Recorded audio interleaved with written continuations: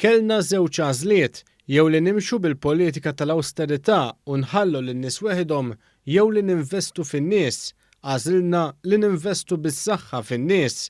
Dan kien il-messaġġ tal-Prim Ministru Mexxej Laburista Robert Abela waqt intervista fuq One Radio il-Ħamis wara nofsinhar fuq il-programm Temi b'reazzjoni għall-aħħar rapport ekonomiku tal-Kummissjoni Ewropea dwar pajjiżna.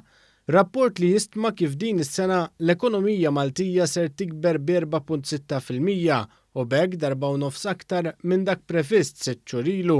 Fil-fatt il-Prim Ministru Robert Abela, għal kuntrarju ta' dak li qal il-kap tal-Oppożizzjoni meta sostna li dan il-Gvern spiċċawlu l-flus, qal li dan il-Gvern fl-aħħar xhur ħadem baqal kbir.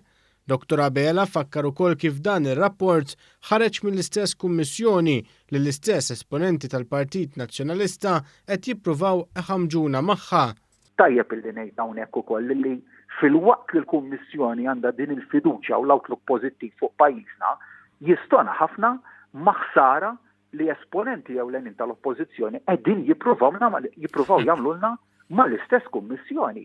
Hija xi ħaġa inkredibbli. Intant il-Prim Ministru attribwixxa dan is-suċċess għal aktar affarijiet fosthom id-deċiżjonijiet ta' bażi ta' governanza tajba li ħa l-Gvern u mill-lat ta' saħħa ir-rata b'saħħitha ta' vaċċinazzjoni li laqqam biha dan il-pajjiż.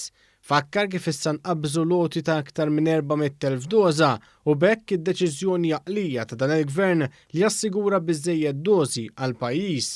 L-għażla l-oħra kienet li nixtru għal iżjed mill-popolazzjoni, nixtru minn għand id-ditti kollha approvati mill-EMA, hekk għamilna dan kien ifisser li fl-iktar ġimgħat importanti kellna iżjed dożi milli kellhom pajjiżi oħra ras ar ras u allura dak kien ifisser li stajna naċċeleraw il-pjan ta' tilqim. B'kuntrast, Dr. Abela fakkar ukoll fid-deċiżjonijiet ibsin li kellhom jittieħdu f'Marzu tas-sena l-oħra fejn hemm ġie ddikjarat fost l-oħrajn emerġenza tas-saħħa pubblika, l-għeluq tal-ajruport u anke l-iskejjel.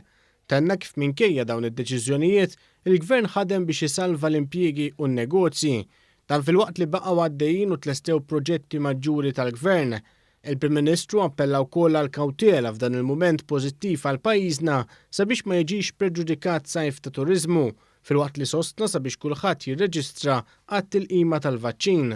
Dan fid-dawl li mill-ġimgħa d-dieħla ser jiftħu reġistrazzjonijiet għal dawk li għandhom 16 sena jew aktar u b'hekk allura t-tilqim se jkun miftuħ għall popolazzjoni kollha adulta. Kruċjali li kulħadd jieħu tilqim. Nifhem illi hemm min forsi anke min huwa iżgħar fl-età li huwa b'saħħtu u li hemm element ta' xettiċiżmu jekk għandu xi jieħu l-vaċċin jew le. Kruċjali nagħmel dan l-appell sabiex il-vaċċin jittieħed.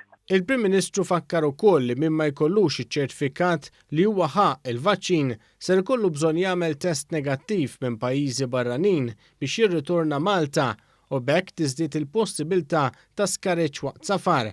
Hawnhekk il-Prim Ministru fakkar ukoll fl-attitudni tal-Gvern dwar il-vaċċin b'kuntrast mal-Oppożizzjoni.